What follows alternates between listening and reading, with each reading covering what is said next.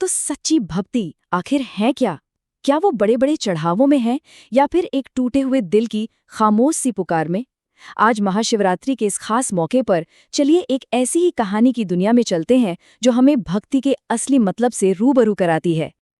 ये कहानी कह सकते हैं कि एक बड़े ही गहरे विरोधाभास से शुरू होती है। एक ऐसा भक्त जिसे पूरी दुनिया ने ठुकरा दिया, पर जिसे खुद महादेव ने अपने दिल से लगा लिया। और बस यहीं से शुरू होती है एक असाधारण यात्रा। तो कहानी का पहला पड़ाव हमें ले चलता है महाशिवरात्रि के जश्न के माहौल में। चारों तरफ उत्सव है, खुशियां हैं, लेकिन इस सब के बीच एक ऐसी भी रूह है जो बिल्कुल अकेली है, सबसे अलग थलग। यहाँ ना दो बिल्कुल अलग दुनियाएं दिख रही हैं। एक तरफ पूरा गांव है जो महाशिवरात्रि की रोशनी, मंत्रों और घंटियों की आवाज में डूबा हुआ है, और दूसरी तरफ है हमारा मुख्य पात्र दीनबंधु, जो अपनी ही जिंदगी के अंधेरे में गुम है, अकेला। उसके लिए ये त्योहार कोई जश्न नहीं है, बल्कि ये तो उसके जख्मों को और भी गहरा कर देता है। दीनबंधु की जिंदगी को अगर देखें तो वो दुखों की एक जीती जागती तस्वीर थी। अनाथ, गरीब, एक टूटी फूटी झोपड़ी में रहता था जो शायद आंधी तूफान से भी नहीं बच पाती होगी। भूख तो मानो उसकी पक्की साथी बन गई थी, और बेइज्जती वो तो रोज की बात थी। गांव वाले उसे मनहूस कहकर भगा देते थे, जिससे उसका अकेलापन और भी बढ़ जाता था। तो इतनी गहरी पीड़ा का नतीजा क्या हुआ, जानते हैं? कभी कभी अपमान की आग ही एक ऐसे संकल्प को जन्म देती है जो सब कुछ बदल कर रख देता है। और दीनबंधु के साथ भी कुछ ऐसा ही हुआ।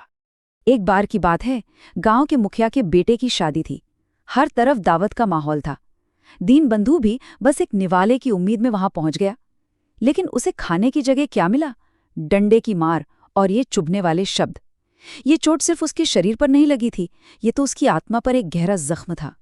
और फिर एक और धक्का। भूख से बेहाल होकर वो मंदिर पहुंचा, बस थोड़ा सा प्रसाद मिल जाए इस आस में।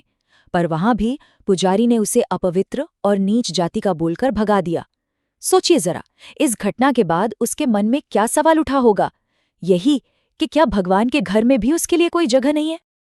अब जब हर तरफ से नाउमीदी मिली, भूख और अपमान से शरीर और मन दोनों टूट चुके थे, तब दीनबंधु के अंदर से आस्था की एक बहुत ही मजबूत चिंगारी निकली। महाशिवरात्रि की उसी रात उसने तय किया कि अब जो भी हो वो अपनी सारी पीड़ा, अपना सारा दर्द सीधा अपने महादेव के पास लेकर जाएगा।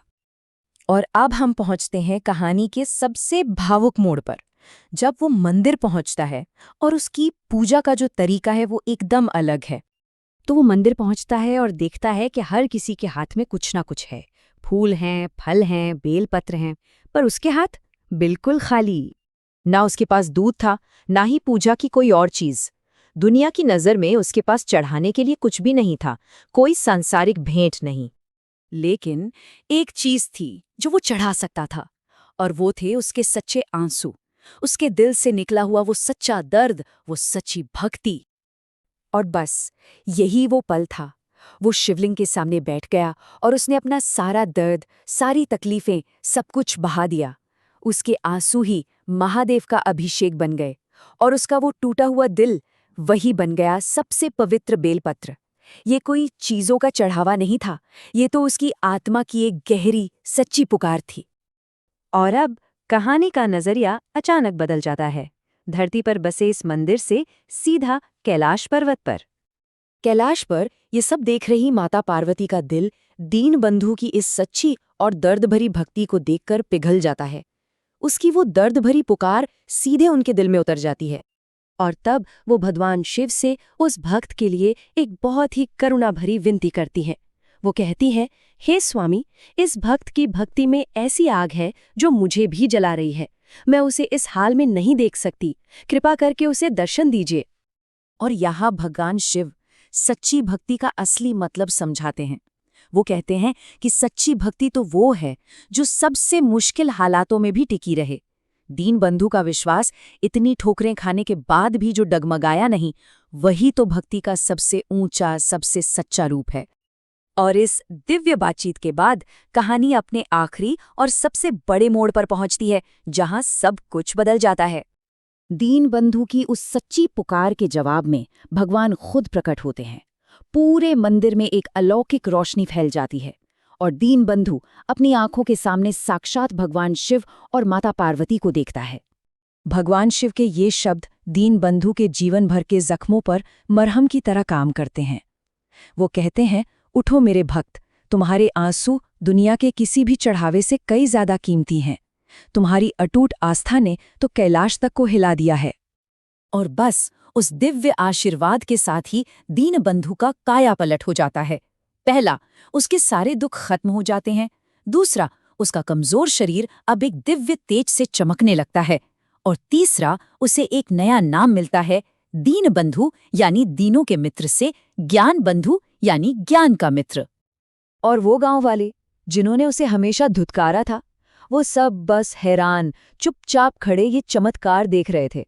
उन्होंने अपनी आंखों से देखा कि जिस इंसान को वो तुच्छ समझते थे, वो आज साक्षात भगवान के सामने एक दिव्य रूप में खड़ा है। दौलत और पवित्रता को लेकर उनकी सारी समझ एक पल में चकनाचूर हो गई। तो फिर इस पूरी कहानी का सार क्या है? आखिर हमें इससे क्या सीखने को मिलता है? यही कि सच्ची भक्ति दिखावे में नहीं, दिल की सच्चाई में होती है। जो विश्वास मुश्किलों में भी बना रहे, वही सबसे ताकतवर है। असली दौलत बाहरी चीजें नहीं, बल्कि मन की शांति और ज्ञान है। और भगवान का आशीर्वाद वो रुतबा नहीं, नियत देखता है। और आखिर में ये कहानी हमारे लिए एक बहुत गहरा सवाल छोड़ जाती है कि असली दौलत है क्या? दुनिया की वो चीजें जिन्हें हम इकट्ठा करते हैं, या वो ज्ञान और शांति जो हमें अपने अंदर मिलती है?